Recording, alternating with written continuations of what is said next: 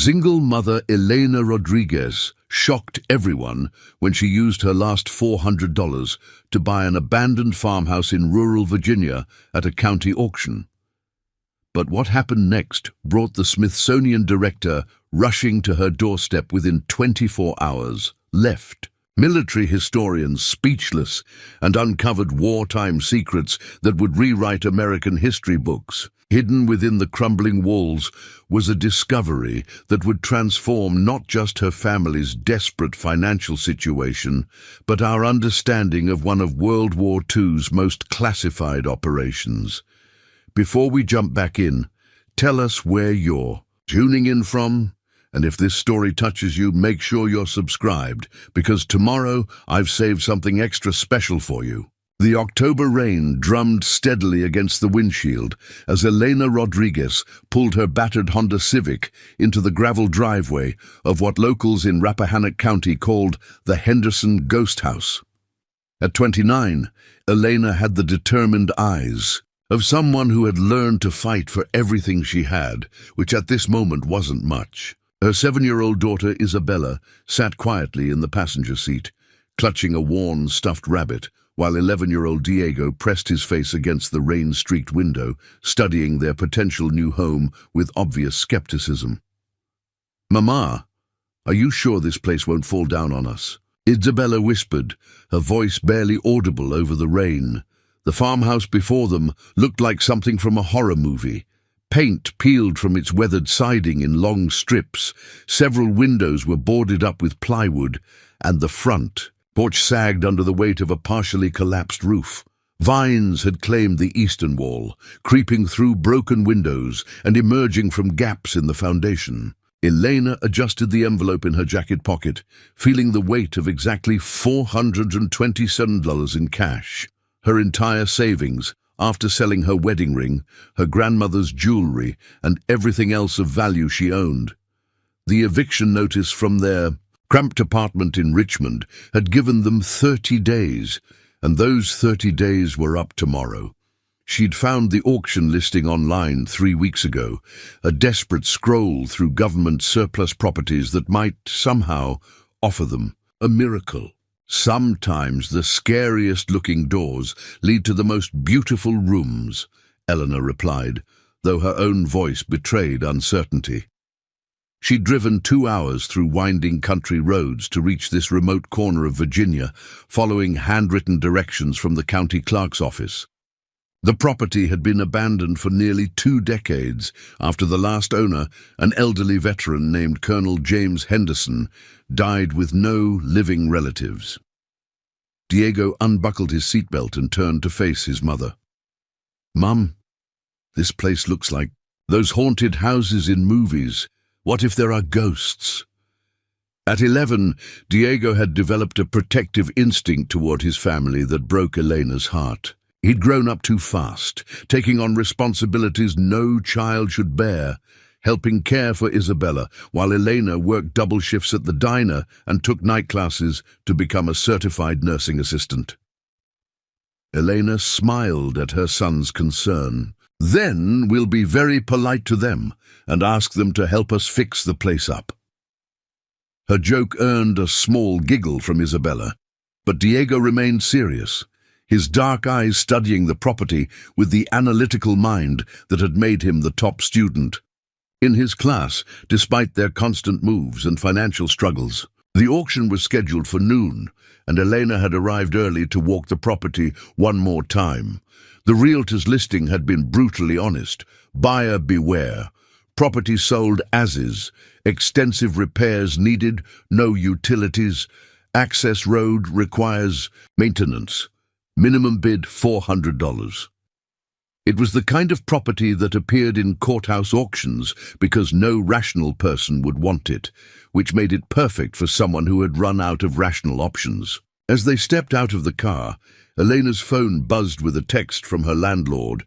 "Moving truck better be there tomorrow or I'm charging storage fees you can't afford." The message sent a familiar spike of anxiety through her chest, but she pushed it down. Anxiety was a luxury she couldn't afford right now. The farmhouse sat on 12 acres of overgrown land, that rolled gently toward a creek Elena could hear but not see through the tangle of brush and fallen trees. Despite its deteriorated condition, something about the property called to her. Maybe it was the way the old oak trees formed a natural windbreak around the house, or the glimpse of what had once been a garden, now wild but still showing traces of careful planning. "Excuse me, ma'am." A voice interrupted her thoughts. Elena turned to see a man in his 60s approaching from a pickup truck that had pulled up behind her car. He wore work clothes and a John Deere cap, and his weathered face carried the kind of lines that came from decades of outdoor work. "I'm Frank Morrison, live about a mile down the road. Heard someone might be interested in the old Henderson place." Eleanor nodded cautiously. "I'm Elena Rodriguez, just looking around before the auction." Frank's expression grew serious. "Ma'am, I don't mean to discourage you, but this place has been trouble for 20 years. Colonel Henderson was a good man, don't get me wrong, but he got strange toward the end. Wouldn't let anyone on the property, not even to help with repairs. Place has been empty since '04 and it shows.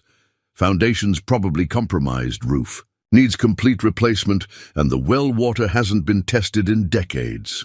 Elena appreciated the honesty, even as it confirmed her worst fears about the property's condition. "Thank you for the warning. I'm not planning to flip it or anything. I just need a place for my children to call home." Frank studied her worn clothing and the determination in her posture, and his expression softened. "Kids yours?" he asked, nodding toward Diego and Isabella, who were now exploring the tall grass around the house. "My whole world," Elena replied.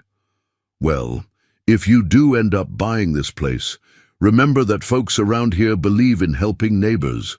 You'll have friends if you need them, and you'll need them," he added with a rueful smile. "This old house has more secrets than you might expect." Preparing and narrating this story took us a lot of time, so if you are enjoying it, subscribe to our channel. It means a lot to us. Now back to the story. As noon approached, Elena was surprised to find only 2 other bidders at the courthouse steps in the county seat. The auctioneer, a tired-looking county official, seemed eager to get through the proceedings quickly. "We're here for the tax sale of the Henderson property, 12 acres with structures, parcel number 94A. Bidding starts at $400.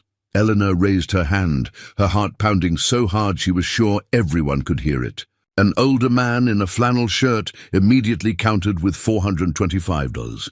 Elena's stomach dropped. She'd calculated wrong. She hadn't accounted for the auctioneer's fees and transfer costs. At $425, she was already priced out. But then the unexpected happened. The man in flannel approached the auctioneer and had a brief conversation, shaking his head and walking away. The auctioneer looked confused, consulted his paperwork, and called out, "Do I have $400? Elena's hand shot up. $400. Any other bidders? The auctioneer waited the required time. Sold for $400 to the lady in the blue jacket. Elena's knees nearly buckled with relief. Only later did she learn that the other bidder had discovered the property was accessible only through a private road that required crossing 2 other properties, and the legal complications had scared him away. Sometimes, Elena would later reflect, what looks like luck is just the universe clearing a path for someone brave enough to walk it. 2 weeks later, Elena stood in the doorway of what was now their farmhouse, still hardly believing it was theirs. The moving truck had been Frank Morrison with his pickup and trailer, who had helped transport their few belongings in exchange for Elena's promise to cook him Sunday dinner once they got settled. Their furniture consisted of air mattresses, a folding table, and 3 chairs from a church rummage sale. "It's so quiet here," Isabella whispered, as if afraid to disturb the stillness. The silence was profound. No traffic, no sirens, no neighbors arguing through thin walls. Just the whisper of wind through the oak trees and the distant call of a hawk circling overhead. Diego had been sullen during the move, angry about leaving his friends in Richmond and what he saw as another of his mother's desperate decisions. But now, exploring the property, Elena could see his natural curiosity overcoming his resentment. He'd found an old storm cellar behind the house and was examining its construction with the same analytical mind he applied to his schoolwork. "Mom, come look at this," he called from the cellar entrance. "The stonework down here is really weird. It's like there are two different buildings, the old part and the newer part, but they don't match." Elena joined him at the cellar entrance. Diego was right. The stonework showed clear evidence of two different construction periods, with the older section displaying craftsmanship that seemed too sophisticated for a simple farmhouse. "Maybe Colonel Henderson did some renovations," she suggested, though something about the contrast nagged at her. Their first month was a continuous struggle. Elena found work at the county hospital as a night shift cleaner, a job that required a 40-minute drive each way, but paid enough to cover groceries and basic utilities.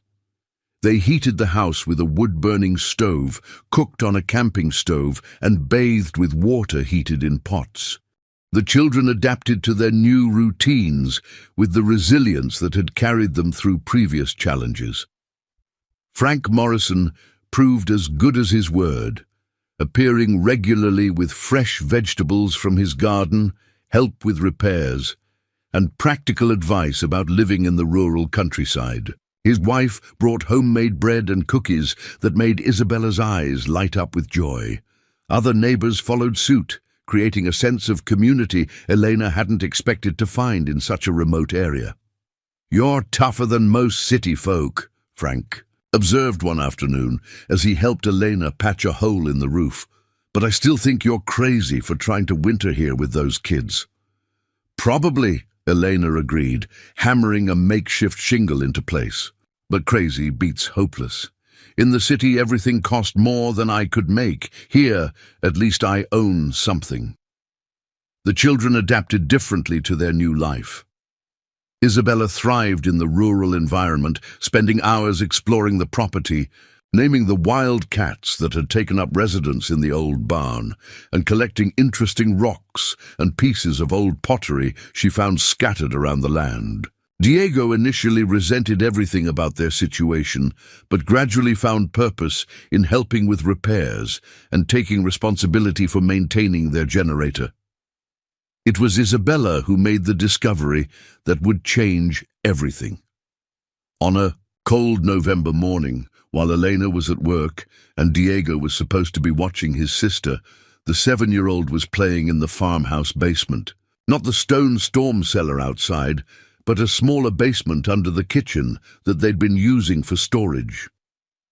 She'd been using her flashlight to examine the stone walls, pretending to be a treasure hunter like in her favorite movie, when she noticed something unusual. One of the stones in the wall had what looked like scratch marks around its edges, as if it had been removed and replaced many times.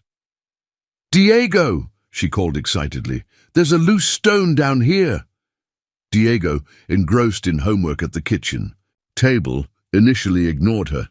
"Isabella, stop playing around and come upstairs. Mom said to stay together." "But it moves when I push it," Isabella insisted, "and there's something behind it." Something in her voice made Diego put down his pencil and grab the flashlight. In the basement, Isabella showed him a stone about the size of a book that seemed to shift slightly when pressed. When they worked together to move it, they discovered it wasn't just loose, it was designed to be removed, revealing a hollow space behind it. Isabella shined her flashlight into the cavity and gasped, "Diego, there's a box in here, a metal box." The space contained what appeared to be a military-style document case, olive green and secured with latches that had somehow survived decades. In the hidden compartment, Diego's instincts, sharpened by years of being the responsible older brother, kicked in immediately. "Don't touch it," he said firmly. "We need to tell Mom first." "But what if it's treasure?" Isabella asked, her eyes wide with excitement. "Then it'll still be treasure when Mom gets home," Diego replied, demonstrating wisdom beyond his years. But if it's important, we need to handle it right. When Elena returned from her shift at 7 a.m., exhausted and looking forward to a few hours of sleep, she found her children wide awake and bursting with excitement. "Mom, you have to see what Isabella found," Diego exclaimed, pulling her toward the basement stairs. "Can't it wait? I'm really tired," Elena protested. "No, Mom, this is huge," Diego insisted. "We found something incredible." In the basement, as Elena examined the hidden compartment and its contents by flashlight, she felt her exhaustion evaporate. The metal case was clearly military issue, with markings she didn't recognize, but that suggested official government property. Even without opening it, she could sense this was something significant. "We didn't touch the box," Diego assured her, "just moved the stone." "You did exactly right," Elena said, her mind racing. "We need to call someone about this. These might be important documents that need to be handled properly." "Who do we call about something like this?" Isabella asked. Eleanor thought for a moment. "I think we start with the local historical society. Someone there will know what to do with military documents." The call to the Rappahannock County Historical Society changed everything. Within an hour, the elderly society president, Mrs. Catherine Winters, arrived with a local historian and a retired military officer.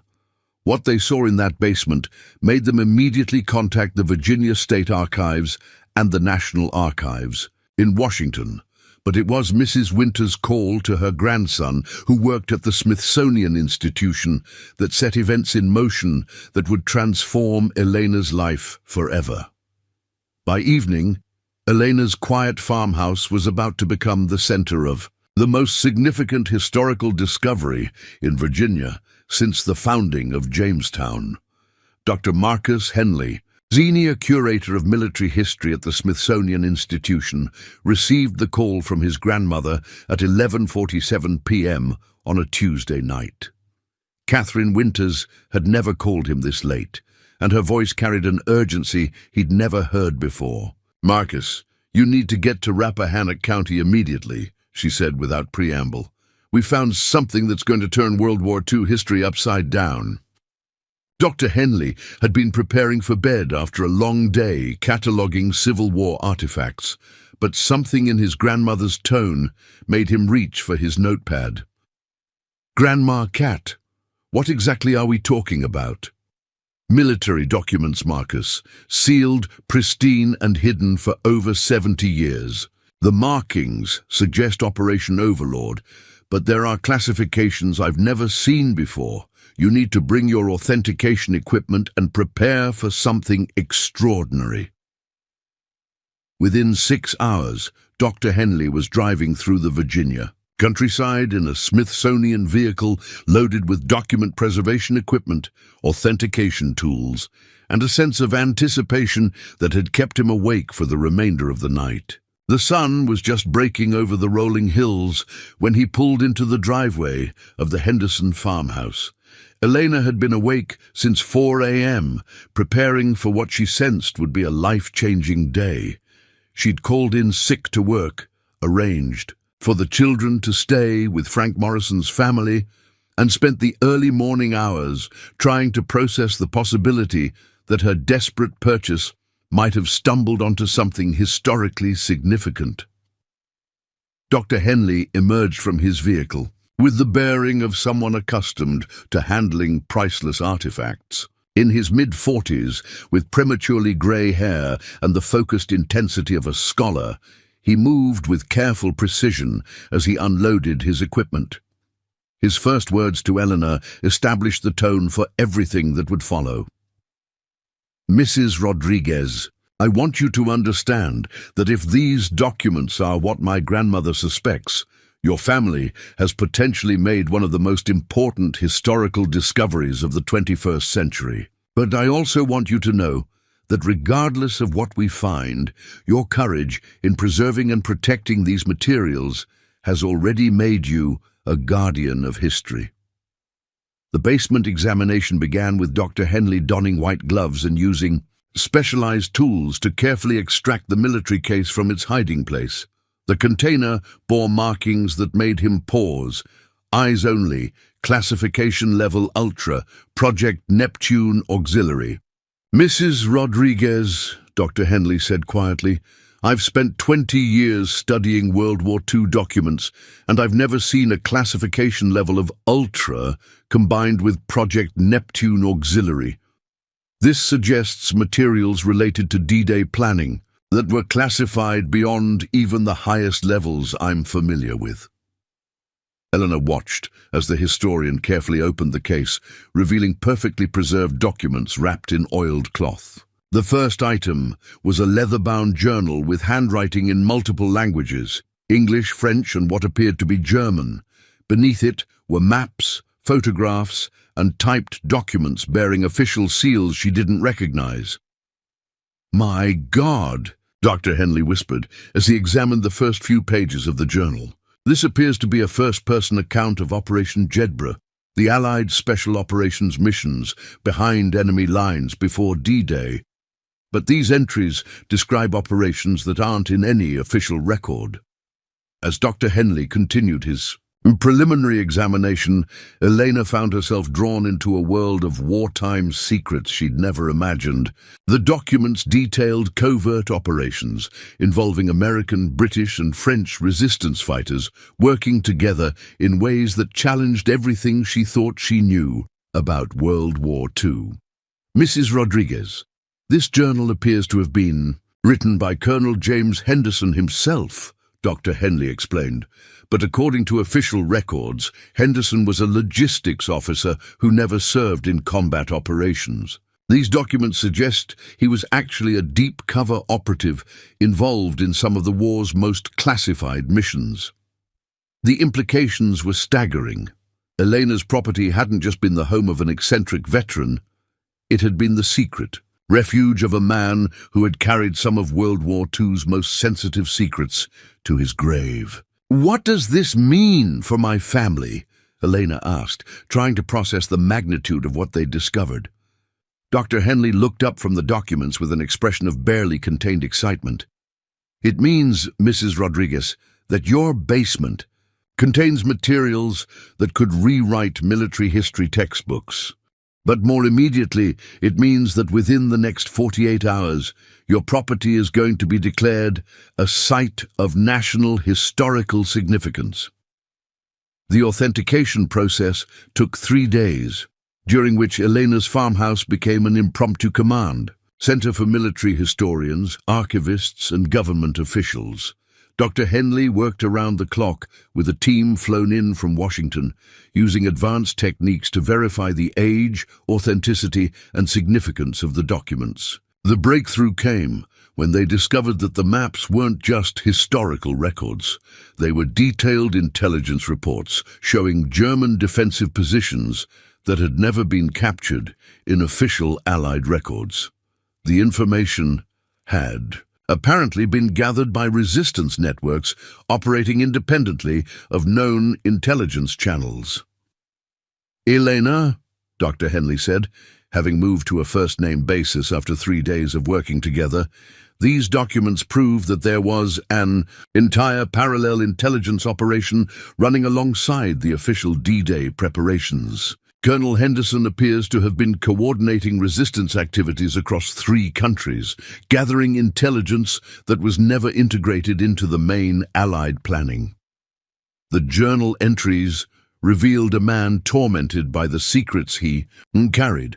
Henderson had written about operations that saved thousands of Allied lives but could never be acknowledged. He documented the names and actions of resistance fighters whose heroism had been lost to history. Most remarkably, he'd preserved evidence of German officers who had secretly aided Allied operations, information that could have been explosive if revealed during the Cold War. "This explains why Henderson became a recluse," Eleanor observed during one of their evening discussions.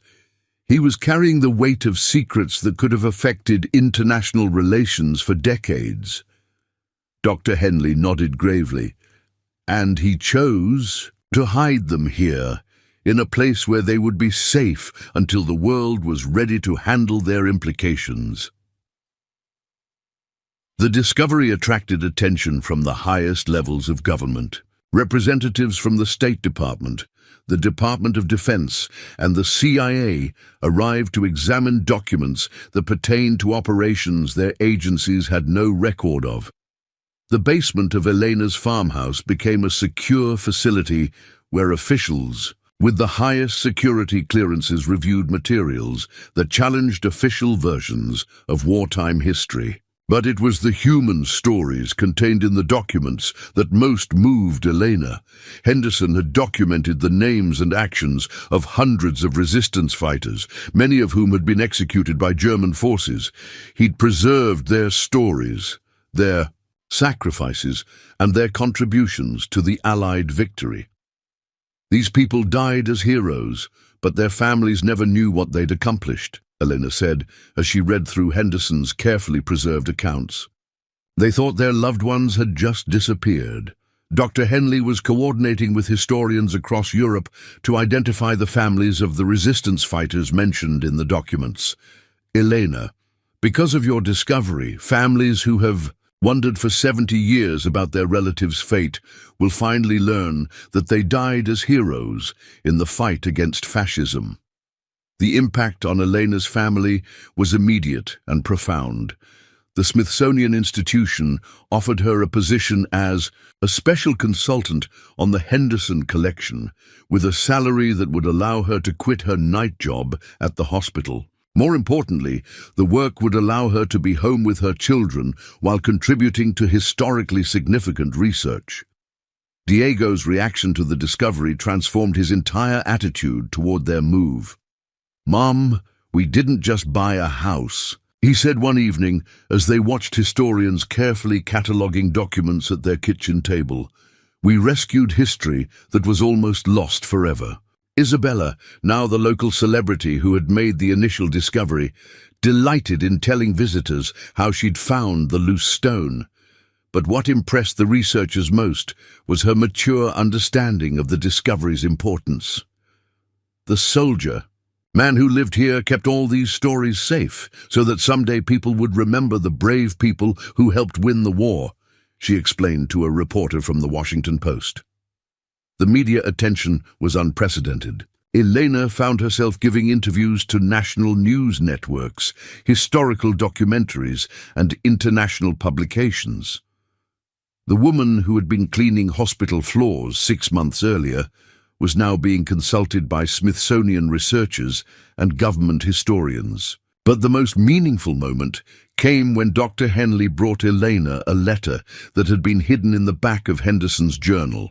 It was addressed to whoever finds these records and dated just months before the colonel's death. "I have carried these secrets for 60 years, Henderson had written. "They represent the courage of ordinary people who did extraordinary things when their world needed heroes. I could not bear to take these stories with me to the grave, but I also could not reveal them while the political consequences might harm the very people these heroes died to protect. I pray that whoever discovers this collection will understand that history belongs to everyone, and that the stories of the forgotten brave deserve to be told when the time is right." Elena read the letter aloud to her children that evening, tears streaming down her face. He trusted that whoever found his house would do the right thing with what he'd preserved.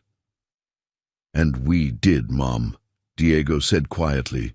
"We kept his trust." The authentication process revealed additional layers of historical significance. The photographs in the collection showed resistance operations that had never been documented.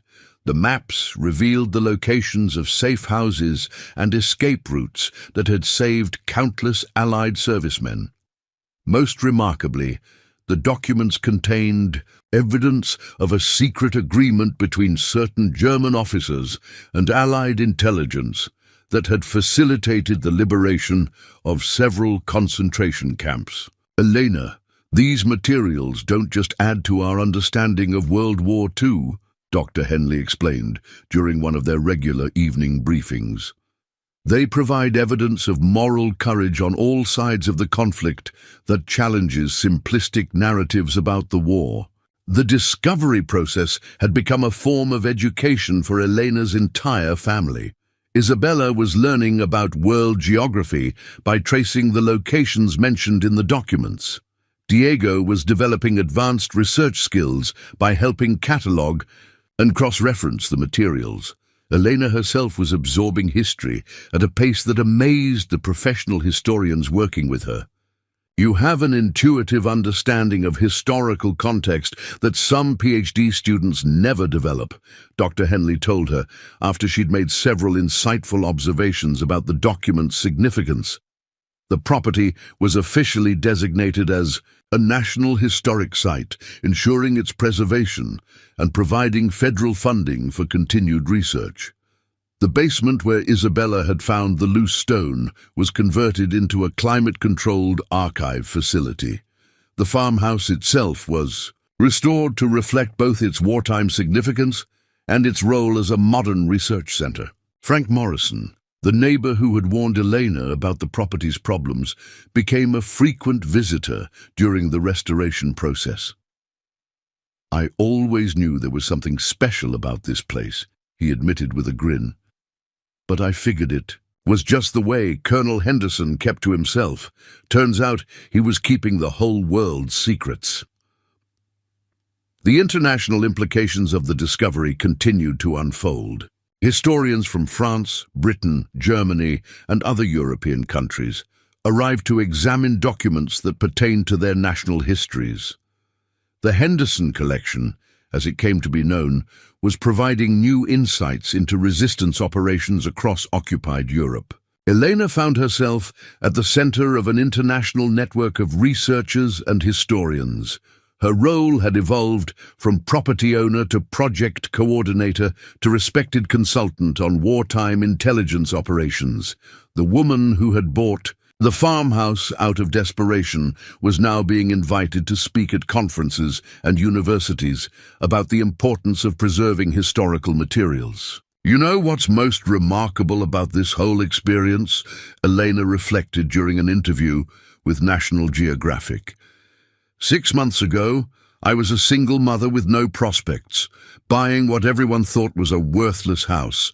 Now we're part of a discovery that's helping families around the world learn about their relatives' wartime service." The children's education had been transformed by their experience. Diego was now fluent in reading military documents and had developed an expertise in World War II history that impressed university professors. Isabella's natural curiosity had evolved into a sophisticated understanding of historical research methods. "Mum, do you think Colonel Henderson knew that a family like ours would find his hiding place?" Isabella asked one evening as they walked around the property. Elena considered the question carefully. "I think he hoped that whoever found his secrets would understand how important they were and would make sure the world learned from them." The discovery had created opportunities Elena could never have imagined. The Smithsonian had offered her a full scholarship to complete her college degree in history, with the understanding that she would continue working on the Henderson collection. Universities were inviting her to speak about the discovery's significance and the importance of preserving family histories. But perhaps most importantly, the discovery had given Elena's family a sense of purpose that transcended their personal circumstances. They weren't just the people who had found important documents. They had become guardians of stories that honored the courage of ordinary people who had risked everything for freedom. As winter settled over the Virginia countryside, Elena often stood in the basement where Isabella had made the discovery, surrounded by the climate-controlled cases that now protected Colonel Henderson's secrets. The space that had once been a simple storage area had become a shrine to the courage of people who had fought fascism in ways the world had never known.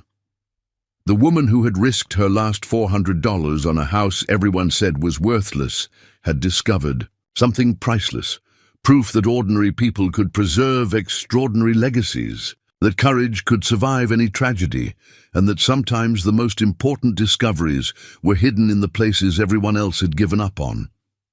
The call that changed everything came on a February morning when Dr. Henley's voice carried an excitement Elena had never heard before.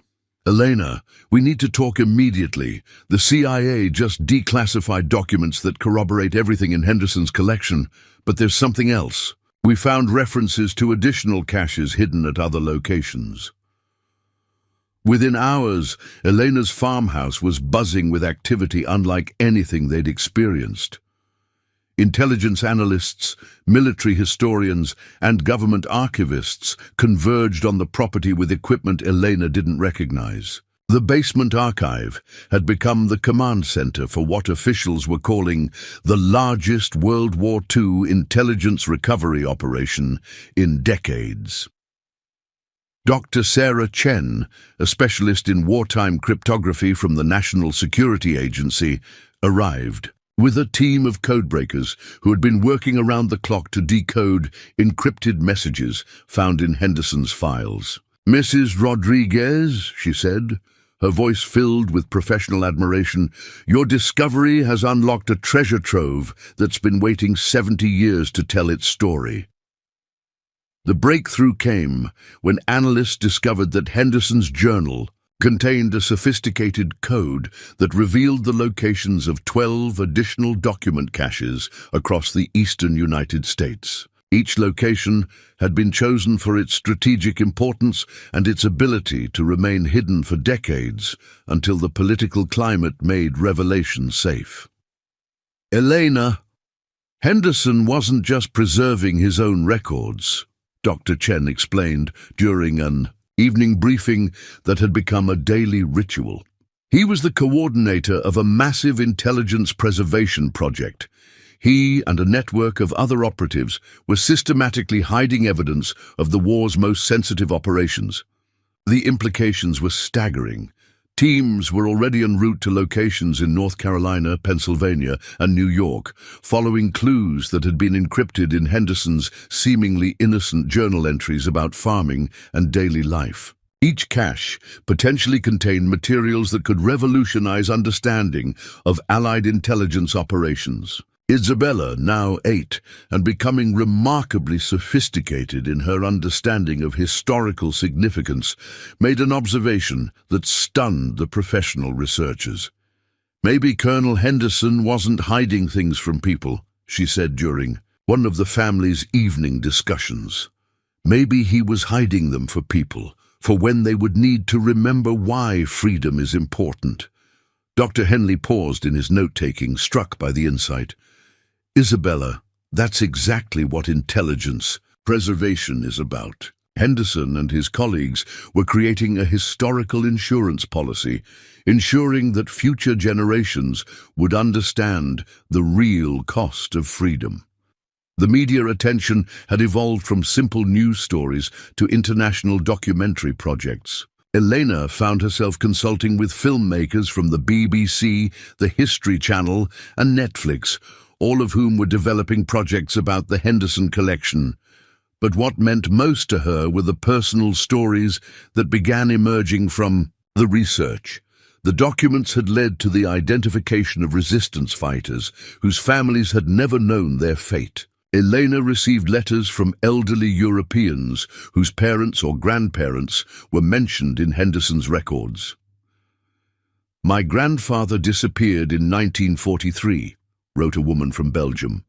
"For 80 years, our family believed he had abandoned us. Thanks to your discovery, we now know he died a hero, saving Allied airmen shot down over occupied territory." These personal connections transformed Elena's understanding of her role in the discovery. She wasn't just the owner of historically significant documents. She had become a bridge connecting families with their lost heroes. The responsibility was profound, but it filled her with a sense of purpose she'd never experienced. Diego, now 13 and demonstrating remarkable analytical skills, had become fascinated with the cryptographic aspects of the discovery. Working with Dr. Chen's team, he'd helped decode several messages that had puzzled professional codebreakers. "Mom, look at this," he said one evening, showing Elena a decoded message that revealed the location of a resistance safe house in France that had been used to hide Jewish families. "The coolest part isn't just that we found these secrets," Diego continued, his eyes bright with enthusiasm. "It's that we're helping people today understand what their relatives sacrificed for freedom. We're not just studying history, we're completing it." The international implications continued to expand. The Henderson collection had provided evidence of Allied Soviet cooperation that contradicted Cold War narratives about wartime distrust. Documents revealed that American and Soviet intelligence had worked together on operations that both sides had later denied for political reasons. Dr. Mikhail Volkov, a historian from Moscow State University, arrived to examine documents that mentioned Soviet operatives who had worked with American intelligence behind German lines.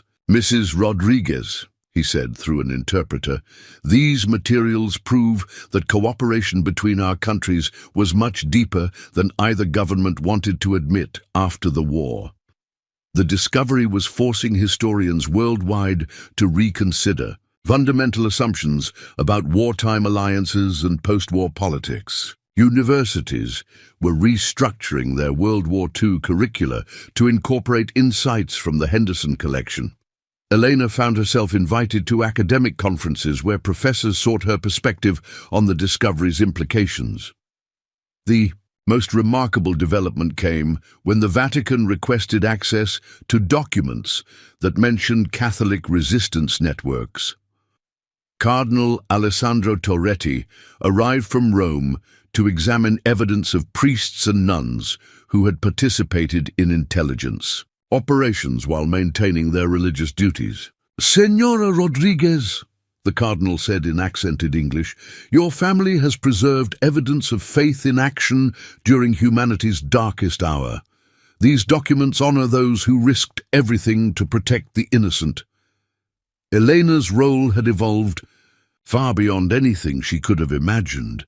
The Smithsonian had offered her the position of Director of Community Historical Preservation, a newly created role that would involve traveling the country to help ordinary families understand the historical significance of materials they might possess. The salary would provide security she'd never dreamed of, but more importantly, the work would allow her to help other families discover their own connections to history. The children's education had been transformed in ways that amazed their teachers. Isabella was now reading at a high school level, having developed her skills through exposure to historical documents and international correspondence. Diego had been accepted into a special program for gifted students that would allow him to study cryptography and intelligence history at the university level while still in high school. "You know what I love most about our discovery?" Elena told a gathering of European historians who had come to examine the collection. "It proves that ordinary people, a farmer, a single mother, children playing in a basement, can be the guardians of extraordinary truths." The property had been transformed into a world-class research facility while maintaining its character as a family home. The old barn had been converted into a visitor center where tourists could learn about the discovery's significance.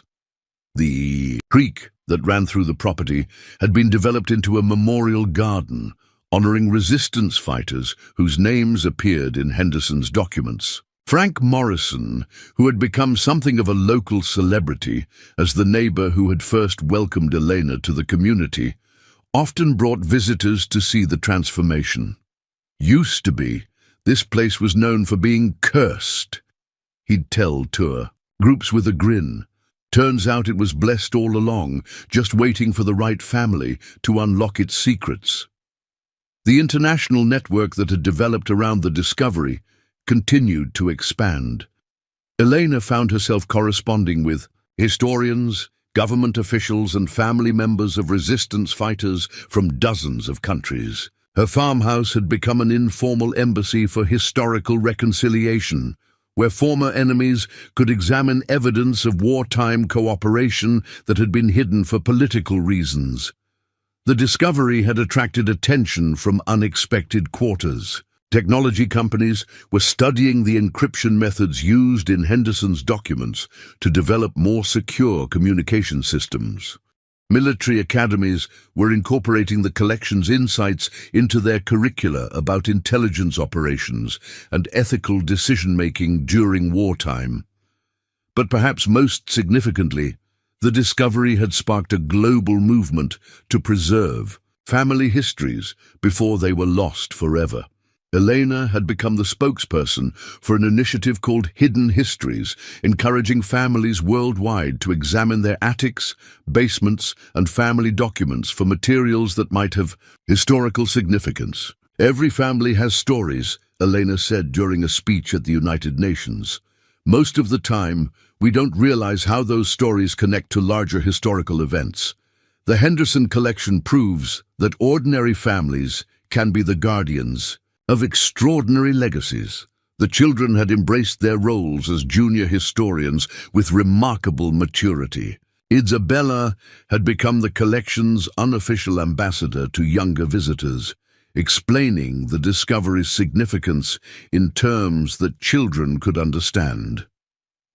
Diego had developed expertise in document preservation techniques that impressed professional archivists. Mom, do you think we would have been different people if we hadn't found Colonel Henderson's secrets? Isabella asked one evening as they walked around the property. Eleanor considered the question carefully. I think we would have been the same people inside, but we might never have discovered how brave and capable we really are. The discovery didn't change who we are. It revealed who we were meant to become. The spring brought news of additional cache discoveries that vindicated Henderson's preservation network. Teams had found materials in abandoned properties across the eastern United States, each cache adding pieces to the puzzle of wartime intelligence operations. Elena's discovery had catalyzed the largest historical recovery project in American history. Dr. Henley, who had become like family during the months of working together, brought Elena news that would cement her legacy forever. The Smithsonian Board of Regents has voted to establish the Elena Rodriguez Center for Community Historical Preservation, he announced. It will be dedicated to helping ordinary families discover and preserve their connections to historical events. The honor was overwhelming, but Elena understood its deeper significance. The center would ensure that her discovery would continue helping families for generations to come. The woman who had bought a worthless farmhouse with her last $400 had created an institution that would preserve historical treasures that might otherwise be lost forever. The children's futures had been transformed by their experience. Diego had been offered full scholarships to several prestigious universities, with professors eager to work with a young man who had practical experience in historical research and cryptography. Isabella had been invited to speak at children's conferences about the importance of curiosity and careful observation. You know what's most amazing about this whole experience, Eleanor reflected during an interview with Smithsonian Magazine. We didn't just discover history, we became part of it. Future generations will study not just what Colonel Henderson preserved, but how an ordinary family helped share his legacy with the world. The international recognition continued to grow. Elena had been invited to speak at Oxford University, the Sorbonne, and other prestigious institutions about the discovery's significance. But what mattered most to her were the personal letters that continued arriving from families around the world who had learned about their relatives' wartime service through the Henderson collection. The discovery had created economic opportunities for the entire community. The research facility employed dozens of people, from security guards to document specialists. The visitor center brought tourists who stayed in local hotels and ate at area restaurants. Frank Morrison had opened a bed and breakfast that catered to researchers and history enthusiasts. Elena changed this whole region, Frank told a reporter from the Travel Channel. She took a chance on a place nobody wanted and turned it into something the whole world wants to see. The anniversary of Isabella's discovery was marked by an international symposium that brought together historians, intelligence experts, and government officials from around the world. Elena stood on the same spot where she'd first examined the property as a desperate mother, now surrounded by a world-class research facility that had welcomed visitors from every continent. 1 year ago, I was a single mother with no prospects, buying what everyone thought was a worthless house, Elena told the assembled crowd. Today, we're part of a discovery that's helping families around the world understand their connections to one of history's most important periods. The transformation was complete, but Elena understood that her story was really just beginning. The Henderson collection would continue revealing secrets for years to come. The center established in her name would help countless families discover their own historical treasures. Most importantly, her children would carry forward the lesson that courage, curiosity, and careful stewardship could preserve the most important truths for future generations. As evening fell over the Virginia countryside, Elena often stood in the memorial garden beside the creek, surrounded by plaques honoring resistance fighters whose stories had been rescued from oblivion. The woman who had risked everything on a house everyone said was worthless had discovered something priceless, proof that ordinary people could be extraordinary guardians of history, that courage could survive any tragedy, and that sometimes the most important discoveries were hidden in the places everyone else had given up on. The cursed farmhouse had become blessed ground, not through magic, but through the much greater miracle of human determination, curiosity, and love. Elena Rodriguez had found something far more valuable than military documents.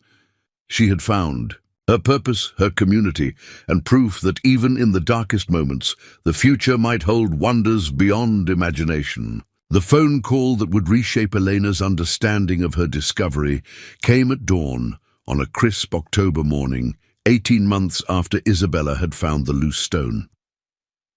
Dr. Rachel Sterling, director of the CIA's Historical Intelligence Review Board, spoke with the gravity reserved for matters of national security. Elena, we need you in Washington immediately. The Henderson collection has led us to something that changes everything we thought we knew about the end of World War II. We've found evidence of Operation Exodus, a classified mission that saved thousands of lives, but was buried so deep that even we had no record of it. Within hours, Elena found herself in a secure facility in Langley, Virginia, surrounded by intelligence officials, military historians, and government archivists who had been working around the clock to verify discoveries that challenged the official narrative of the war's conclusion. The basement find that had begun with a child's curiosity had evolved into a revelation that would rewrite the final chapter of World War II history. Mrs. Rodriguez, Dr. Sterling began, spreading classified photographs across a conference table. Colonel Henderson wasn't just preserving intelligence about resistance operations. He was documenting the largest humanitarian rescue mission of the war, one that was so sensitive it was classified beyond top secret and buried in archives that were supposed to remain sealed forever. The photographs showed trains, ships, and convoys moving through European countryside in the final weeks of the war. But these weren't military operations. They were rescue missions, extracting concentration camp survivors, resistance fighters, and Allied prisoners of war through routes that bypassed official liberation efforts. Operation Exodus involved a Network of American, British, Soviet and resistance operatives working together to save people who would have been killed in the chaos of Germany's collapse, Dr. Sterling explained. Henderson coordinated the American components of this operation, but the political implications were so complex that all records were sealed indefinitely. Elena studied the documents with growing amazement. The operation had saved an estimated 15,000 people who would have died in the final weeks of the war. Jewish families, Allied airmen, resistance fighters, and even German civilians who had opposed the Nazi regime, all extracted through a clandestine network that operated independently of official military channels. Why was it kept secret? Elena asked, though she suspected the answer involved the complex politics of the emerging Cold War. Because it required unprecedented cooperation between agencies and nations that would become enemies within months, Dr. Sterling replied. American operatives worked with Soviet intelligence, British agents coordinated with communist resistance groups, and everyone involved had to ignore official orders to make it happen. The implications extended far beyond historical significance. The operation had involved forging documents, redirecting military resources, and conducting unauthorized missions that violated official protocols. In the post-war environment of emerging superpowers and shifting alliances, acknowledgement of such cooperation had been deemed politically impossible. Henderson and his colleagues were heroes who could never be recognized, Elena observed, understanding the burden the colonel had carried. They saved thousands of lives, but had to watch history forget their sacrifice. Dr. Sterling nodded gravely. Until your family found his records, their heroism was lost forever.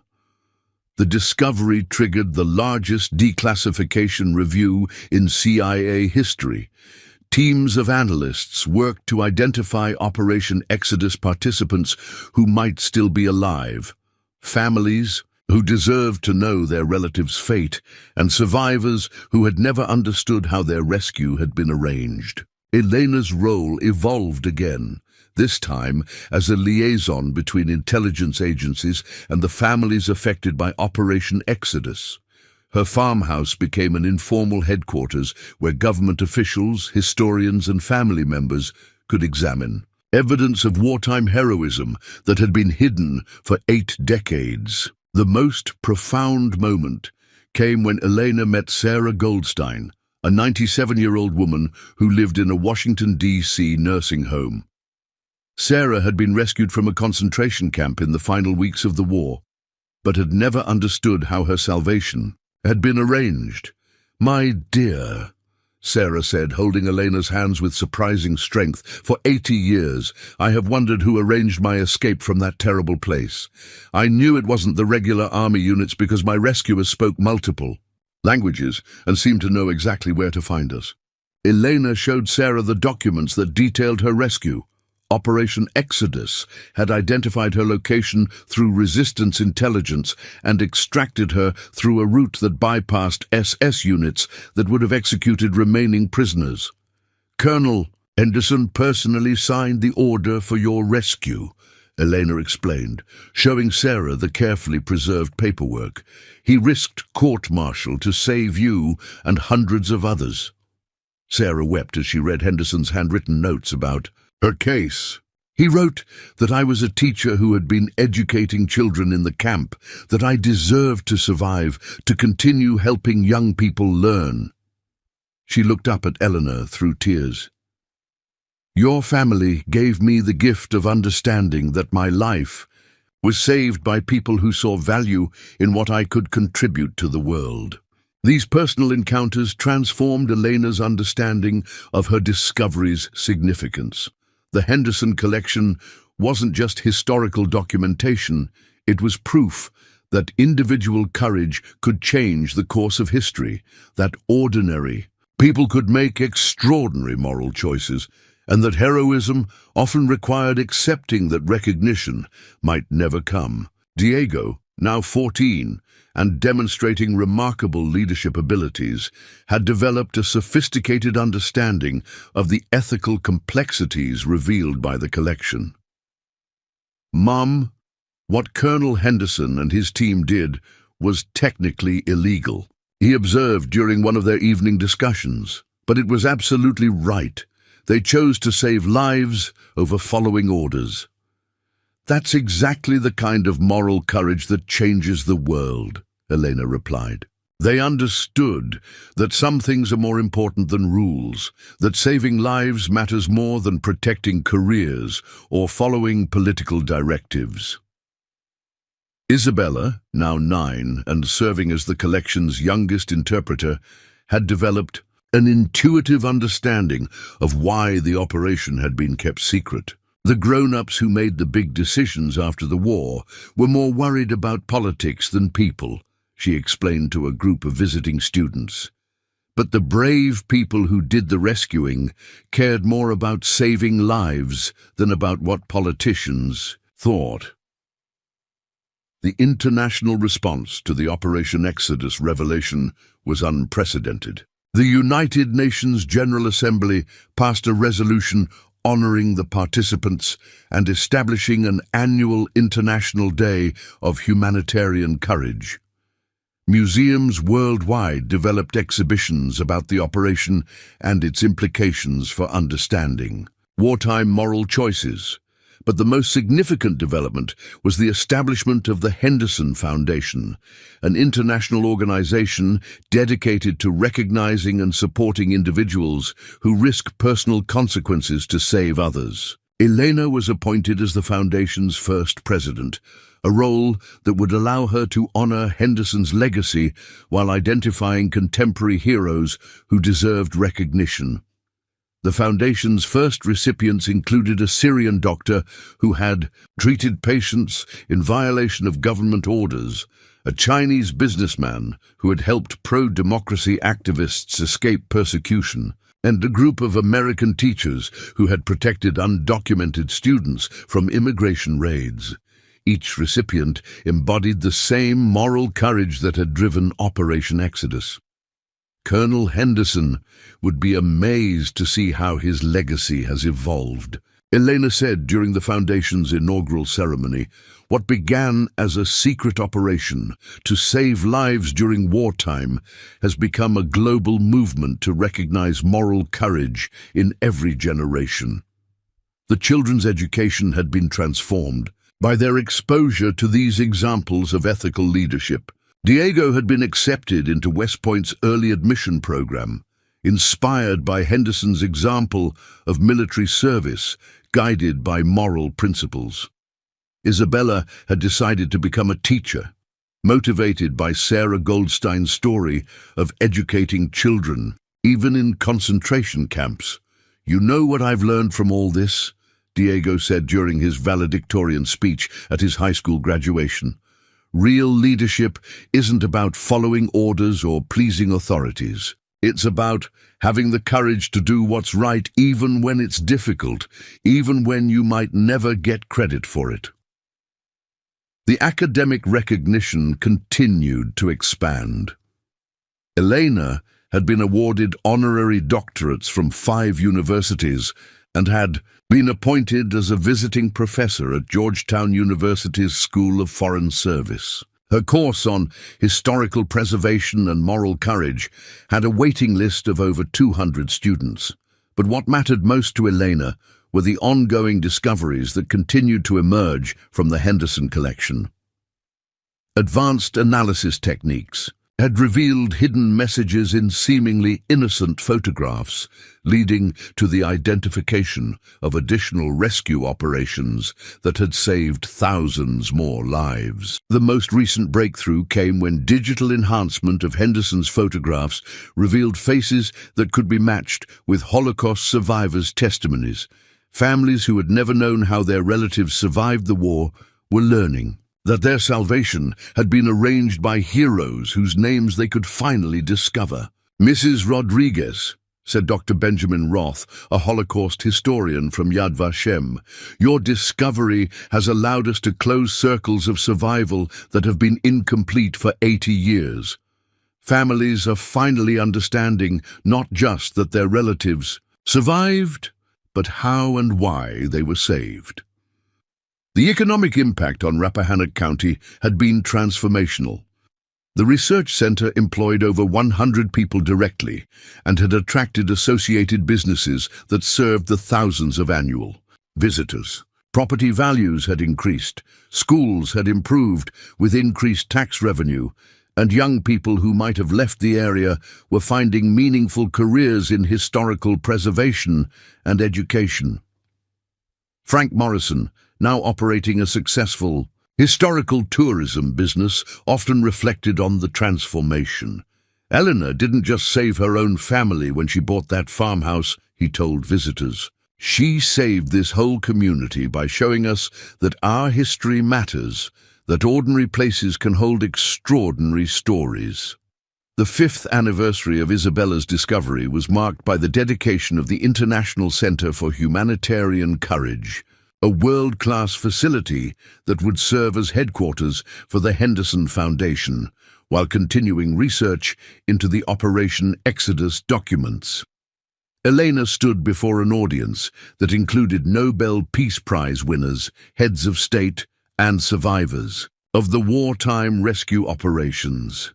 "5 years ago, I was a desperate single mother who spent her last $400 on a house nobody wanted," Elena began, her voice carrying clearly across the packed auditorium. "I thought I was just trying to give my children a roof over their heads.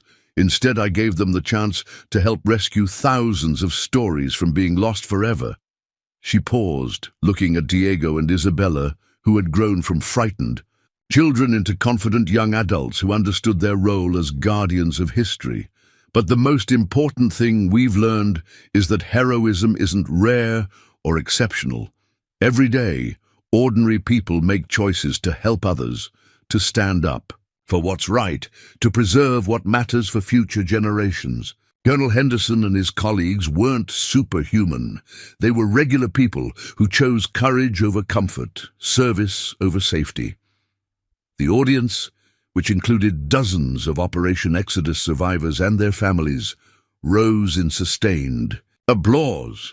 But Elena's proudest moment came when she saw Sarah Goldstein, now 100 years old, applauding from the front row next to other survivors whose stories had been preserved in Henderson's collection. The impact continued to ripple outward in ways Elena could never have anticipated. The Henderson collection had inspired similar preservation projects worldwide. Families in Europe, Asia, and Latin America were examining their own historical materials, leading to discoveries that were filling gaps in historical records everywhere. Universities had established exchange programs that allowed students to study moral courage in historical contexts. The Vatican had opened its archives related to wartime rescue operations. The Chinese government had declassified documents about cooperation with Allied intelligence that contradicted decades of official narrative. "Mom, do you realize we've helped change how the whole world thinks about World War II?" Isabella asked during one of their evening walks around the property. "More than that," Elena replied, "we've helped people understand that history isn't just about famous leaders and big battles. It's about ordinary people making extraordinary choices, about families preserving stories that matter, about children asking questions that unlock truths adults had forgotten." The children's futures reflected the transformational power of their discovery. Diego had graduated from West Point as valedictorian and had been selected for a Rhodes Scholarship to study international relations at Oxford. His senior thesis on moral leadership in intelligence operations had been published by a major academic press and was being used in military academies worldwide. Isabella had become the youngest person ever accepted into Harvard's Joint History and Education program.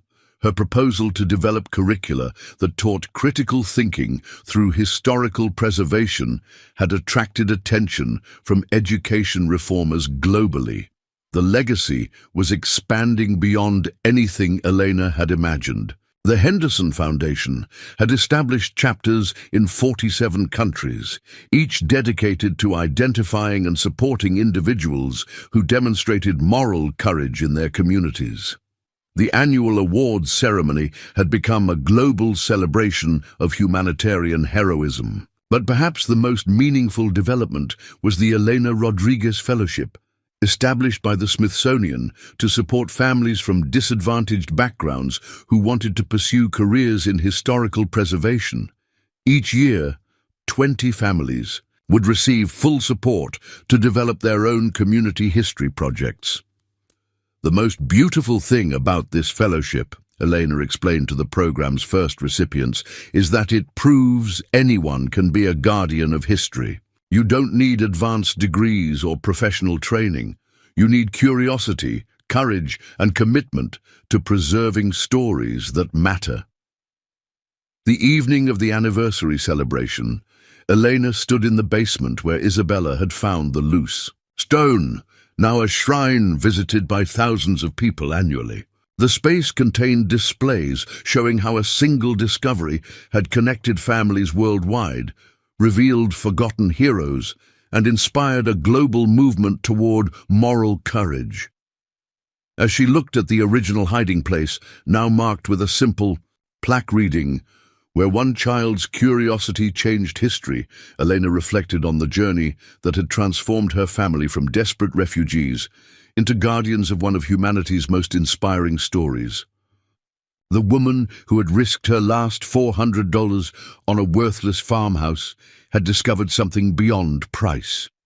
Proof that ordinary people could preserve extraordinary legacies, that courage could survive any tragedy, and that sometimes the most important discoveries were hidden in the places everyone else had given up on.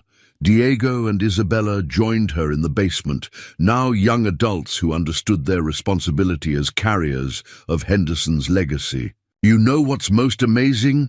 Diego said, looking around the space that had changed their lives.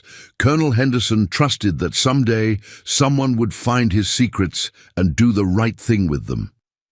"And you did," Isabella added, looking at her mother with admiration that had only grown over the years.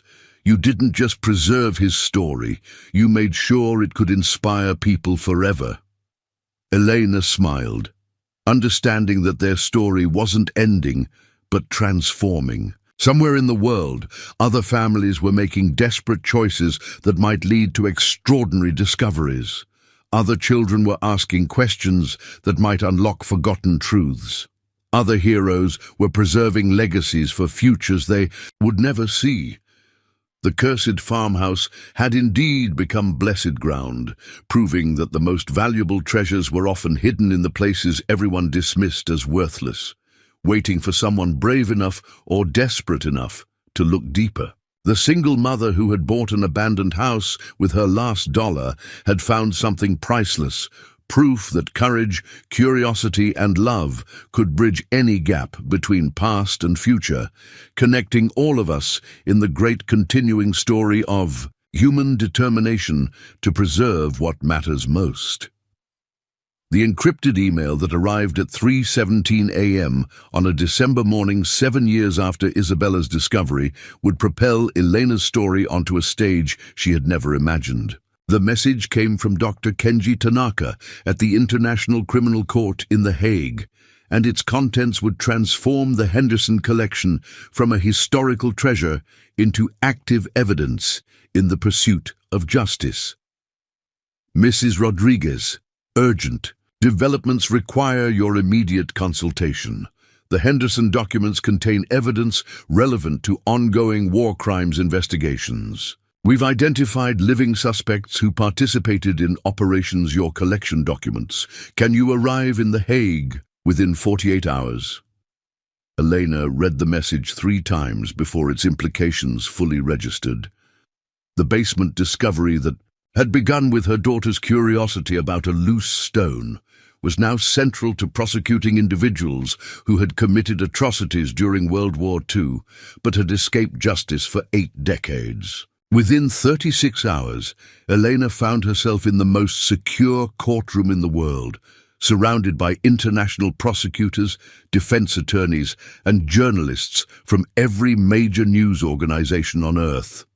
The Henderson collection had identified 3 individuals, now in their late 90s, who had participated in massacres that Allied intelligence had documented but could never prove. "Mrs. Rodriguez," said Chief Prosecutor Maria Santos, "Colonel Henderson's meticulous record-keeping has provided evidence that decades of investigation could not produce. His photographs, witness statements, and operational reports have given us the proof needed to finally bring these individuals to trial." The courtroom sessions revealed the full scope of Henderson's legacy. He hadn't just preserved records of rescue operations, he had documented war crimes with the same careful attention to detail, creating an archive that would serve justice long after the perpetrators thought themselves safe from accountability.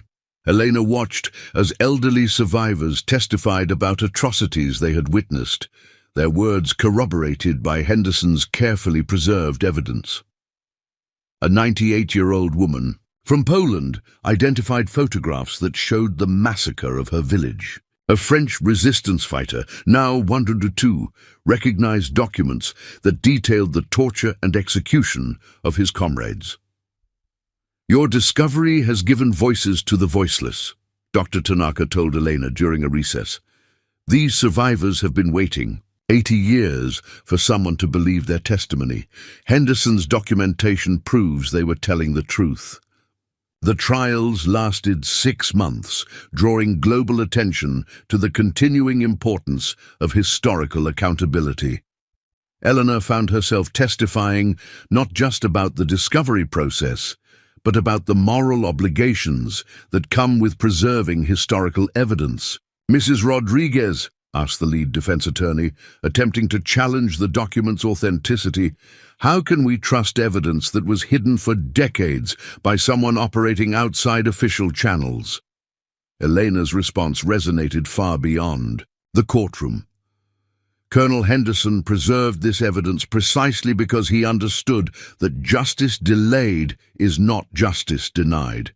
He knew that someday, when political barriers no longer protected the guilty, the truth would need to be available. His courage in preserving these records ensures that victims' voices can still be heard, even after 8 decades. The convictions that followed sent shockwaves through the international community. 3 individuals were found guilty of crimes against humanity and sentenced to life imprisonment. More importantly, the trials established legal precedents about the admissibility of privately preserved historical evidence in international criminal proceedings. But the most profound impact was on the families of victims who had waited nearly a century for acknowledgement of their losses. Elena received thousands of letters from relatives of Holocaust victims, resistance fighters, and civilian casualties whose stories had been validated by Henderson's meticulous documentation. "Mrs. Rodriguez," wrote a grandson of Polish resistance fighters, "my grandmother died, believing that no one would ever acknowledge what happened to our family. Because of your discovery, she can finally rest in peace, knowing that history remembers." The legal victories catalyzed a global movement toward historical accountability that extended far beyond World War II. The Henderson Legal Foundation, established with Elena as its chair, began supporting efforts to preserve evidence of contemporary atrocities, ensuring that future generations would have the documentation needed to pursue justice. Diego, now 21, and completing his Rhodes Scholarship at Oxford, had developed expertise in international law that impressed veteran prosecutors. His thesis on historical evidence in contemporary justice systems had become required reading in law schools worldwide. "Mom, what we've learned is that preservation of truth is never just about the past," Diego explained during one of their regular video calls. Every document Henderson saved, every photograph he preserved, every witness statement he recorded, all of it serves justice in the present. Isabella, now 16 and already accepted into Harvard's accelerated program, had founded an organization called Young Historians for Justice that taught teenagers how to document and preserve evidence of contemporary human rights violations. "The coolest thing about our discovery," Isabella said during a speech at the United Nations Youth Summit, "is that it proves ordinary families can be guardians of justice. You don't need to be a lawyer or a judge to preserve evidence that might someday help victims find accountability." The international recognition continued to expand in ways that amazed Elena. She had been appointed to UNESCO's Commission on Historical Preservation and Justice, a role that involved traveling worldwide to help communities preserve evidence of historical atrocities. Her work had taken her to Cambodia, where she helped villagers document evidence of Khmer Rouge atrocities. In Rwanda, she assisted genocide survivors in preserving testimonies that might be needed for future prosecutions. In Syria, she worked with refugee communities to establish archives that documented war crimes for eventual accountability processes. "What I've learned from traveling the world," Elena said during a keynote address at Harvard Law School, "is that the courage Henderson showed in preserving difficult truths exists everywhere. In every community affected by injustice, there are people risking their safety to document what happened, trusting that someday the world will be ready to listen." The academic impact had been equally transformational. The Henderson Collection had sparked a new field called preventive historical documentation, the systematic preservation of evidence during ongoing conflicts to ensure accountability would be possible once political conditions allowed. Universities worldwide were establishing programs that trained students to document human rights violations using techniques Henderson had pioneered. The methodology he had developed for preserving sensitive materials in hostile environments was being taught to human rights activists in authoritarian countries. Elena's Farmhouse had become an international training center where activists, journalists, and legal professionals learned preservation techniques that could protect evidence from destruction or suppression. The basement, where Isabella had found the loose stone, now served as a classroom, where people from around the world learned how to hide truth until the world was ready to handle it.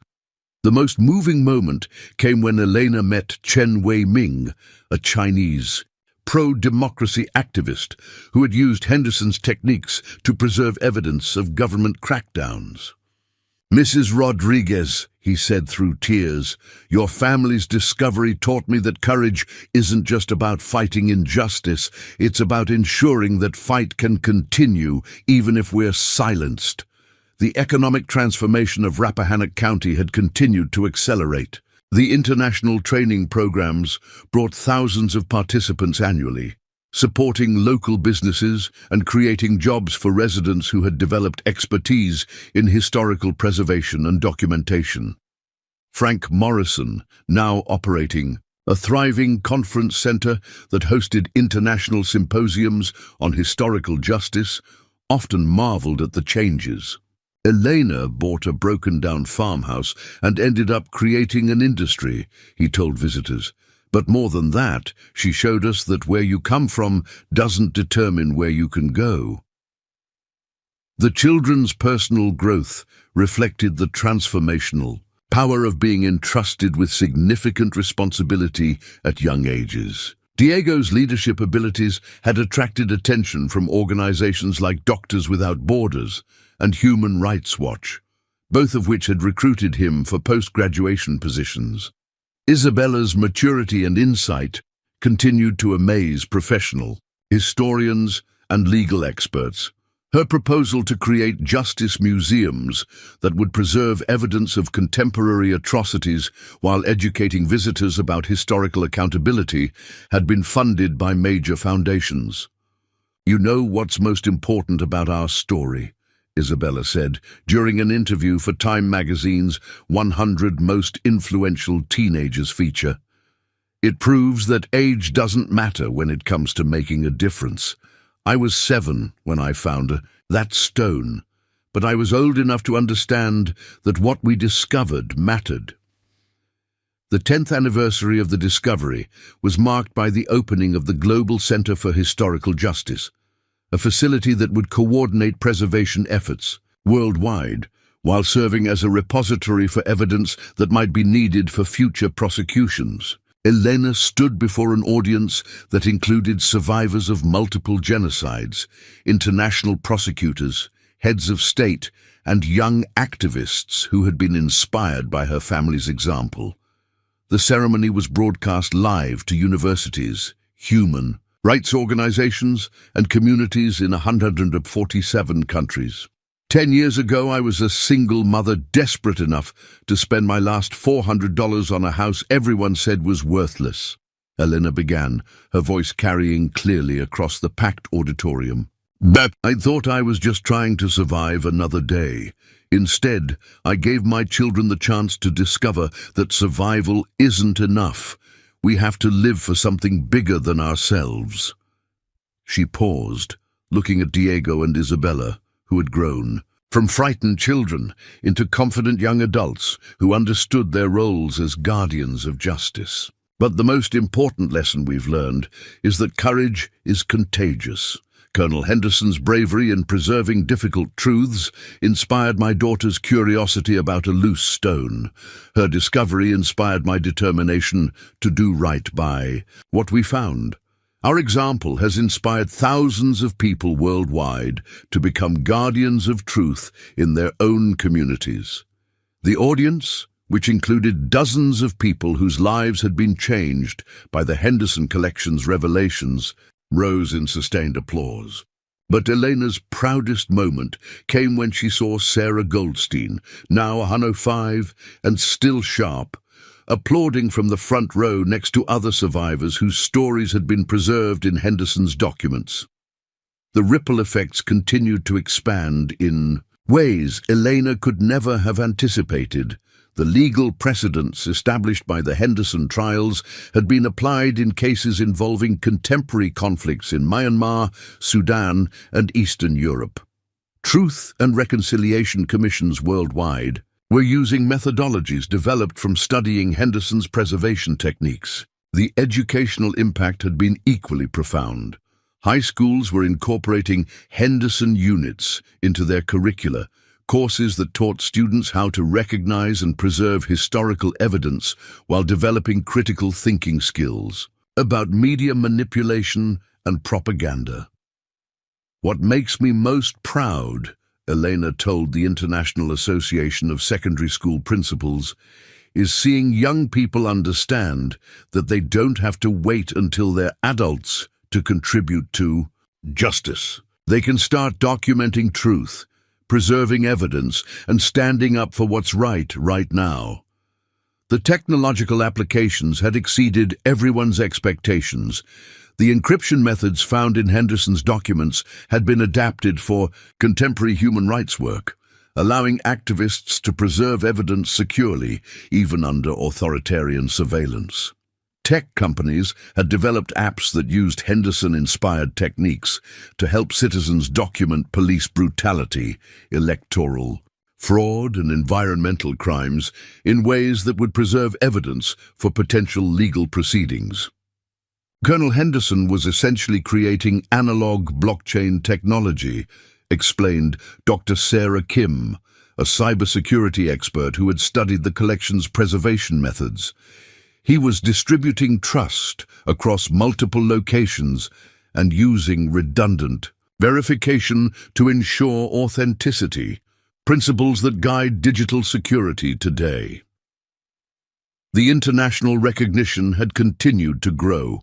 Elena had been awarded the Order of Merit by the British Crown, the Legion of Honor from France, and honorary citizenship from 12 countries whose citizens had been saved by Operation Exodus. But what mattered most to her were the continuing Discoveries that emerged from communities inspired by her example. Families worldwide were examining their own historical materials, leading to revelations that were filling gaps in historical records everywhere. The most recent breakthrough had come from a family in Argentina who had found evidence of Nazi war criminals who had escaped prosecution by fleeing to South America. Using techniques they had learned from Elena's example, they had preserved the evidence until international prosecutors could act on it.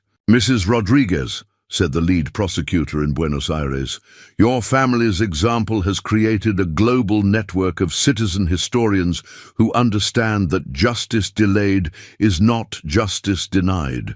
People everywhere are learning that they can be guardians of accountability." The children's futures continued to reflect the transformational power of their discovery. Diego had been accepted into the International Criminal Court's prosecutor training program, preparing to spend his career ensuring that evidence like Henderson's collection could be used effectively in pursuit of justice. Isabella had decided to combine her interests in education and justice by developing curricula that would teach children worldwide how to recognize and document human rights violations in their communities. "You know what I've realized," Isabella said during her valedictorian address at her high school graduation. "Every generation inherits injustices from the past and creates new ones for the future. But every generation also has the power to be the one that finally says enough and does something about it." The evening of the anniversary celebration, Elena stood once more in the basement where Isabella had found the loose stone. The space now contained displays showing how a single discovery had led to legal convictions, inspired global preservation movements, and created systems that would serve justice for generations to come. As she looked at the original hiding place, now marked with a plaque reading, "Where Truth Waited for Justice," Eleanor reflected on the journey that had transformed her family from desperate refugees into guardians of one of humanity's most powerful tools, accountability. The woman who had risked her last $400 on a farmhouse nobody wanted had discovered something beyond price.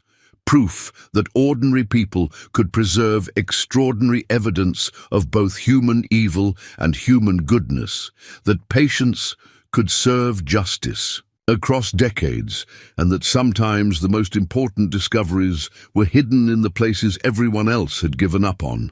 Diego and Isabella joined her in the basement, now young adults who understood that their story was part of a much larger narrative about the relationship between memory and justice. "Mom," Diego said, looking around the space that had launched. "His career in international law. Do you think Colonel Henderson knew that his courage would inspire courage in people he'd never meet?" "I think," Elena replied thoughtfully, "he trusted that truth has its own power, that justice has its own timeline, and that ordinary people would do extraordinary things if given the chance." Isabella nodded, understanding that their discovery was really about the future rather than the past.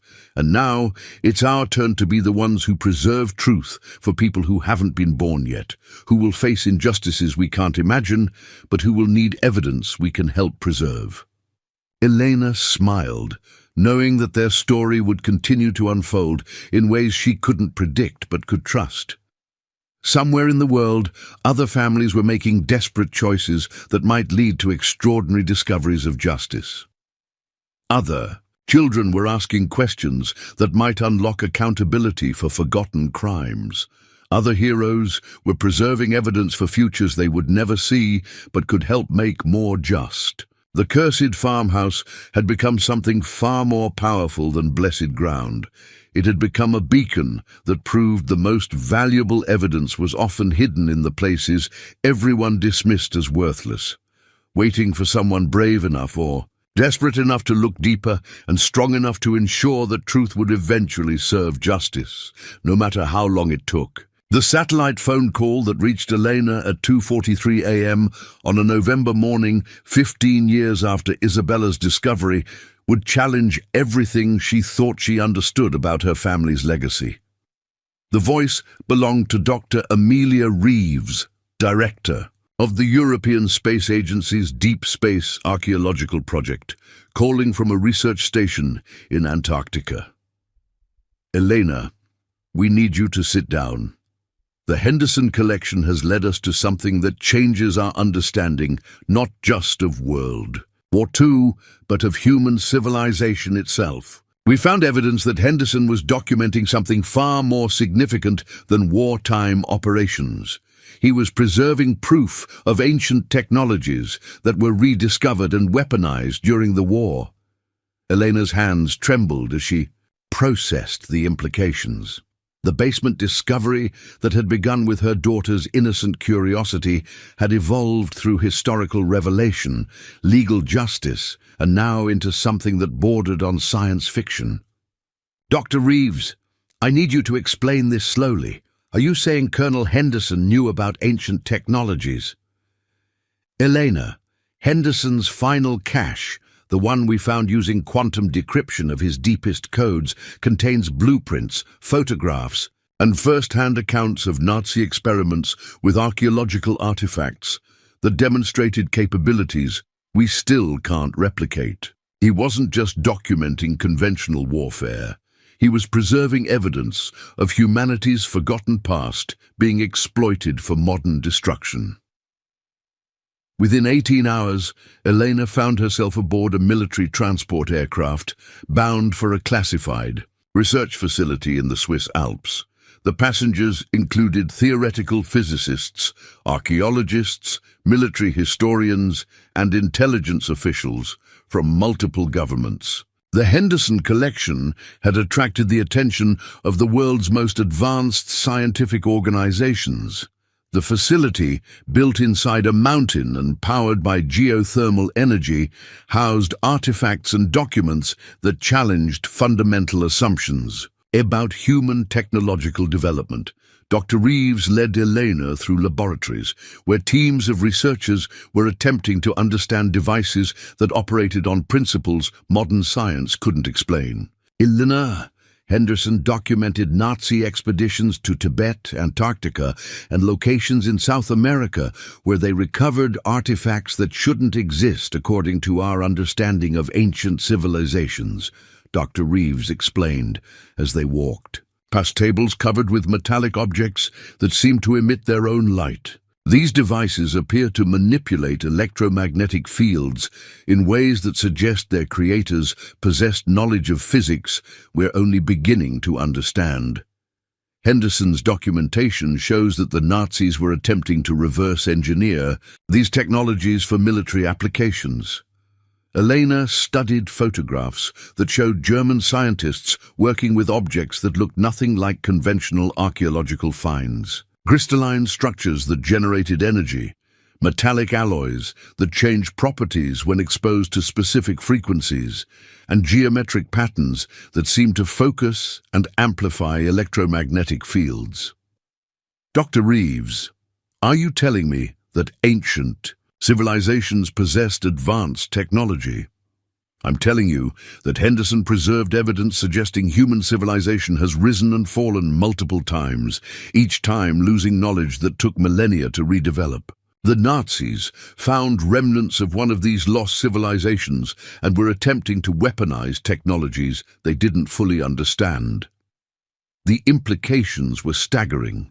Henderson hadn't just preserved evidence of wartime heroism and war crimes, he had documented humanity's first modern encounter with its own forgotten past. The moral complexities that had defined his previous revelations paled in comparison to the philosophical questions raised by these new discoveries. Diego, now 26 and serving as a prosecutor at the International Criminal Court, arrived at the facility within days. His expertise in evidence authentication and historical context had made him essential to understanding the legal and ethical implications of Henderson's most sensitive materials. "Mum, this changes everything we thought we knew about human progress," Diego said as they examined Henderson's personal notes about the recovered technologies. If these civilizations possessed advanced knowledge and still fell, what does that tell us about our own civilization's stability?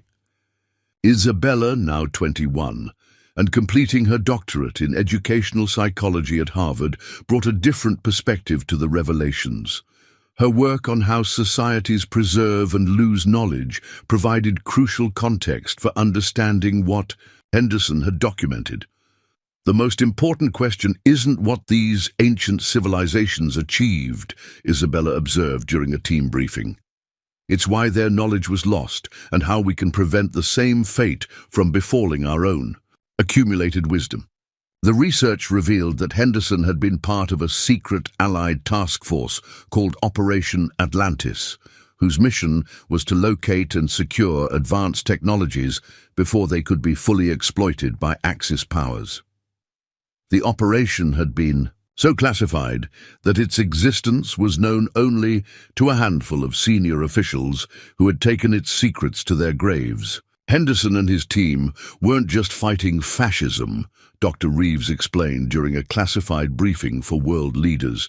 They were racing to prevent the most destructive military applications of technologies that could have ended human civilization. Some of the devices they recovered possessed the theoretical capability to manipulate weather patterns, generate electromagnetic pulses that could disable entire continents, or create seismic events that could trigger massive earthquakes. Elena found herself consulting with scientists whose work pushed the boundaries of human understanding. Quantum physicists were studying crystalline matrices that appeared to store and process information using principles that challenged conventional computing theory. Materials scientists were analyzing alloys that demonstrated properties that seemed to violate known laws of physics. The most disturbing revelation came when Henderson's notes revealed that some of the recovered technologies had been successfully reverse-engineered by both Allied and Axis scientists. Projects that had been classified beyond top secret had developed weapons systems based on ancient principles, but the full capabilities of these systems had been so dangerous that they were never deployed. Elena, Henderson documented tests of weather modification systems that worked. Dr. Sarah Chen, now directing the NSA's Historical Technology Assessment Division, explained during a secure video conference. Both sides developed capabilities that could have changed the outcome of the war, but the potential for global devastation made them too dangerous to use. The ethical implications were profound. Henderson's final cache revealed that humanity had possessed the knowledge to solve problems like climate change, energy scarcity, and resource depletion decades ago. But the same technologies could be weaponized in ways that threatened species survival. Elena's role evolved again, this time as a mediator between scientific advancement and ethical responsibility. The Henderson collection had raised questions about humanity's readiness to handle knowledge that could either save or destroy civilization. The children's perspectives provided crucial guidance for navigating these unprecedented challenges. Diego's expertise in international law helped develop frameworks for governing the research and potential applications of the recovered technologies. Isabella's work on educational systems contributed to designing curricula that would prepare future generations to handle advanced knowledge responsibly. The most significant breakthrough came when researchers discovered that the ancient technologies operated on principles of consciousness interaction. The devices responded to focused human intention in ways that suggested their creators understood connections between mind and matter that modern science was only beginning to explore. This explains why the Nazi experiments ultimately failed, Dr. Reeves observed during a research team meeting. The technologies require moral alignment to function safely. Individuals motivated by hatred or domination couldn't access their full capabilities because the devices somehow respond to the user's ethical orientation. Elena found this revelation deeply moving. The ancient civilizations that had created these technologies had apparently built ethical safeguards into their designs, ensuring that advanced capabilities could only be accessed by individuals whose intentions aligned with preservation and growth rather than destruction and control. It's like they knew that power without wisdom leads to destruction, Elena reflected during an interview with Scientific American. They created technologies that could only be fully utilized by civilizations mature enough to handle them responsibly. The international response to these revelations required unprecedented cooperation between scientific, military, and political institutions. The Henderson Technologies Accord, signed by 147 nations, established protocols for researching the recovered knowledge while preventing its weaponization. Elena was appointed as the first director of the Global Council for Ethical Technology Development, a position that required her to balance scientific advancement with species survival. Her office, located in the Geneva headquarters of a new international organization, coordinated research efforts while ensuring that safety protocols prevented the development of civilization-ending weapons. The work was challenging in ways Elena had never anticipated. She found herself mediating disputes between scientists eager to unlock the technology's potential and security officials concerned about their military applications. Her experiences with the Henderson collection had prepared her for navigating complex ethical terrain, but the stakes were now global rather than historical. The most important lesson we've learned from Henderson's legacy, Elena told a gathering, of Nobel laureates and world leaders, is that great power requires even greater responsibility. These technologies could solve humanity's greatest challenges, but only if we approach them with the wisdom and moral courage that Henderson demonstrated throughout his life. The children had grown into leadership roles that reflected their unique preparation for handling extraordinary responsibilities. Diego had been appointed to the International Court of Justice, where he specialized in cases involving the ethical use of advanced technologies. His decisions were establishing legal precedents that would govern humanity's relationship with powerful knowledge for generations.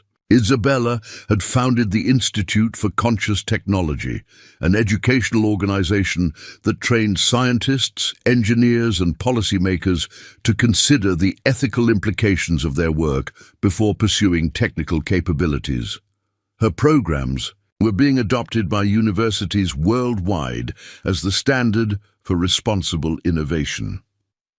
What our family discovered, Isabella explained during her inaugural address as the Institute's director, is that finding powerful knowledge is just the beginning. The real work is developing the wisdom to use that knowledge in ways that honor both human potential and human responsibility.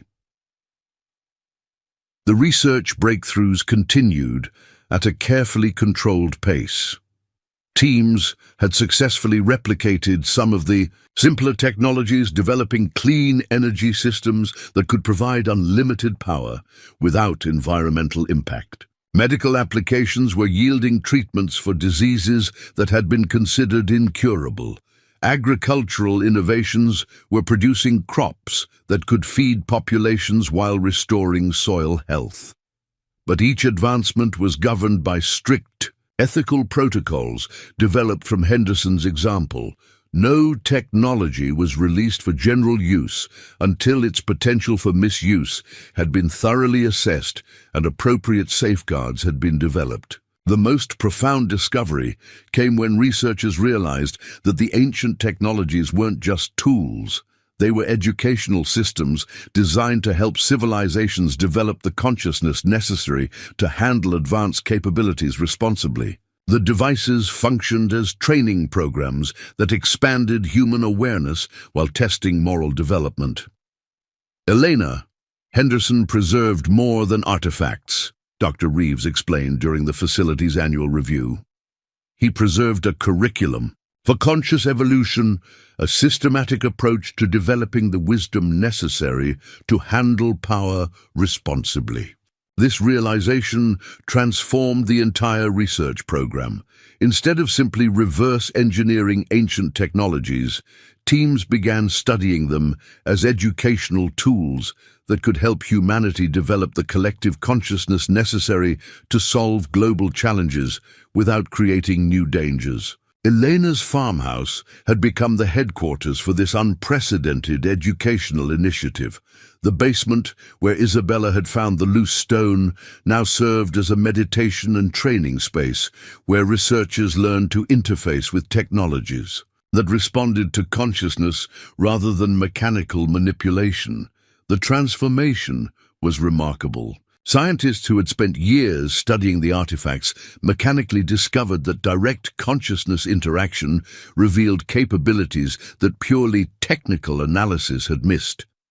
The ancient creators had apparently designed their technologies to teach as well as serve, expanding the awareness of anyone who learned to use them properly. It's like they left us a gift that could only be unwrapped by people ready to handle what's inside, Elena observed during a documentary about the discoveries.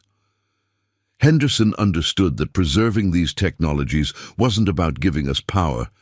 It was about giving us the opportunity to become worthy of power. The 20th anniversary of Isabella's discovery was marked by the announcement that the controlled release of Henderson technologies had begun addressing some of humanity's most pressing challenges. Climate change was being reversed through atmospheric restoration systems that worked with natural processes rather than against them. Ocean pollution was being neutralized by biological systems that converted waste into nutrients.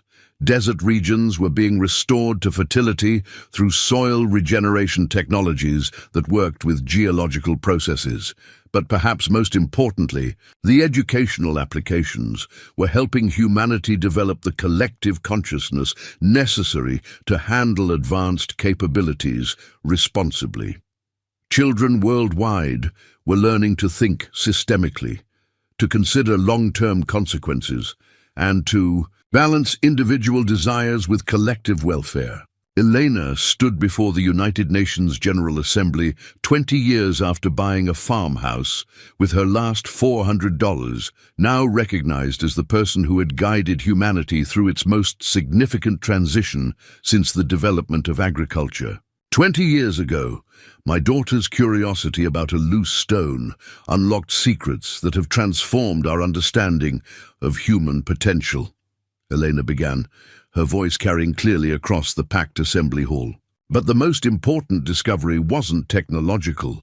It was the realization that consciousness and capability must evolve together, that power without wisdom leads to destruction, and that our greatest achievements require our greatest moral development. She paused, looking at Diego and Isabella, who had grown from frightened children into leaders helping to guide humanity's conscious evolution. Colonel Henderson understood that some gifts require generations to unwrap safely. He preserved knowledge not for immediate use, but for when humanity had developed the wisdom to employ it responsibly. Today, we begin to prove worthy of his trust. The audience, which included representatives from every nation on Earth, rose in sustained applause. But Elena's proudest moment came when she saw Isabella's 5-year-old daughter sitting in the front row, her eyes bright with the same curiosity that had launched their family's extraordinary journey. The cursed farmhouse had become humanity's training ground for conscious evolution, proving that the most valuable discoveries were often hidden in the places everyone dismissed as worthless, waiting for someone brave enough to look deeper and wise enough to understand that great power required even greater responsibility. The woman who had risked everything on a house nobody wanted had found something beyond imagination, proof that human potential was unlimited when guided by wisdom, that ancient knowledge could serve modern needs, and that sometimes the most important discoveries were preserved not for their finders, but for the future those finders could help create. Up next, you've got two more standout stories right on your screen. If this one hit the mark, you won't want to pass these up. Just click and check them out. And don't forget to subscribe and turn on the notification bell so you don't miss any upload from us.